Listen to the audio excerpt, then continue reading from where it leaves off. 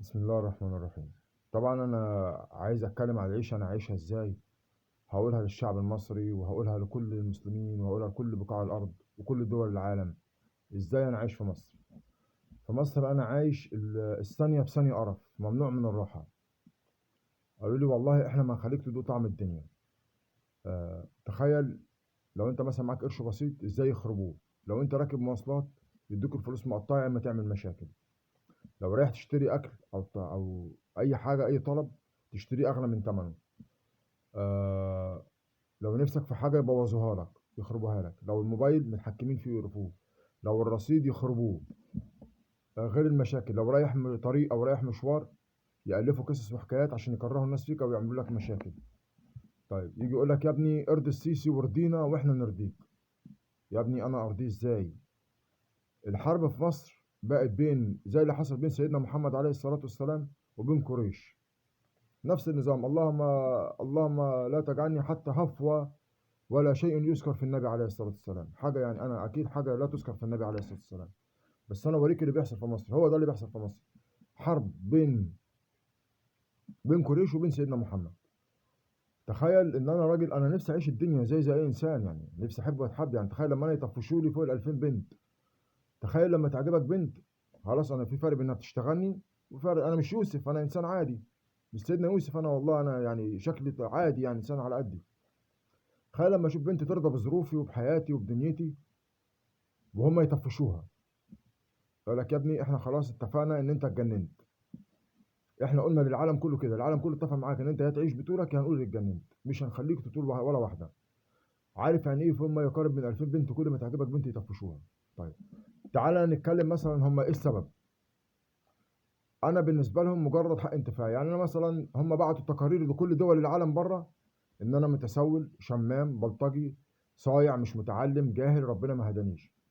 يا عم انا مش عايز الحرام، انا عايز اعيش طعم الدنيا زي يا عم اتجوز مره اتنين 10 20. انت ما تزعلكش. لان انا عمري ما هتجوز مره. انا لو اتجوزت واحده وعجبتني هفضل مخلص لها مدى العمر. انت مالكمش فيه. يجي يقول لك لا خلاص ارضينا الاول. يا عم انا مش هرضيكوا. يا عم انت راجل رحت جبت قمر صناعي وبتعذبوا فيها ليل نهار، اعمل لكم ايه؟ بعد طبعا يجي يصوروك مناظر غير لائقه. يعني مثلا وانت بتصلي وانت يعملوا لك حركه مش كويسه. واقف مثلا ماسك مساحه بتمسح مثلا واقف تحت مكنه شويه خرسانه بتشيلهم بالهدوم بالاسمنت. مفبركين لي صور ان انا شحات. انا عمري ما شحت من حد. بالعكس انا حتى شغال فرد امن فاتحينه قدام العالم كله. طب بالعكس ده انا دول عز ما بتسمع كلامي وبتحترم كلمتي. فلقيتهم بعتوا بقى تقارير لدول العالم كلها معلومات غلط. قلت مش مهم. طيب المفروض هم بيقول لك احنا حاطين قصاد الراجل يا اما ما تصليش. ما ينفعش انا ما اصليش خليني اموت. هيقول لك احنا حاطين قصاد الراجل المجنون ده. طب الراجل ده المفروض ان هو عارف ان لو ربنا هداني ياخد بعضه ويمشي، يا اما ياخدني ويمشي معاه، يا اما انا اطلع على السعوديه او مطرح ما هم عايزين. قلت لهم يا عم اسافر بره. يقول لك لا رافضين. انت مش ما تسافرش الا انت. الا انت بالذات. لانك لو سافرت تبقى كسرتنا.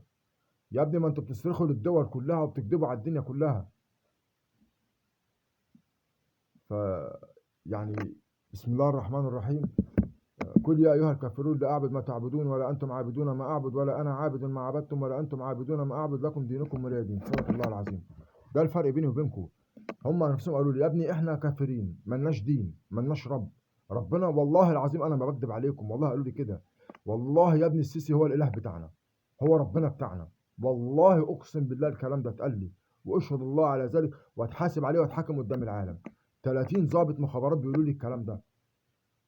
ترضينا وترضيه وعارف ايه الراضي؟ عارف يعني.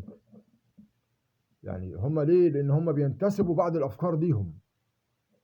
بعض الافكار بينتسبوها. يعني مثلا انا قلت الكلام ده في كذا حاجه قبل كده. فده اللي مجنني انا. لا احنا مش هنسيبك في حالك. طب يا ابني سيبوني في حالي، انا عايز اعيش حالي. لا مش هتعيشها. تخيل ان انت ما ترتاحش ثانيه في ثانيه. تخيل ان انت لو فكرت في واحده يفضلوا يعذبوا في قلبك وفي مخك وفي جسمك ممكن 3 4 ايام لحد ما ترفضها. او يفضلوا يقرفوا فيك لحد ما ترفضها. تخيل لو عجبتك واحده يخبوها ورا منك ويقرفوك بيها في الطياره فوق. قمه المشاكل اللي صانعينها لك استحاله. عايزين يكرهوا فيها الدنيا بكل الطرق. ويعصبوا الناس بكل الطرق، ويألفوا قصص وإشاعات واشتغالات، عاملين لي فيلم، مسرحية، غير الرعب والفوبيا اللي عاملينه لدول العالم. عشان ايه ده كله؟ ايه المستاهل ده كله؟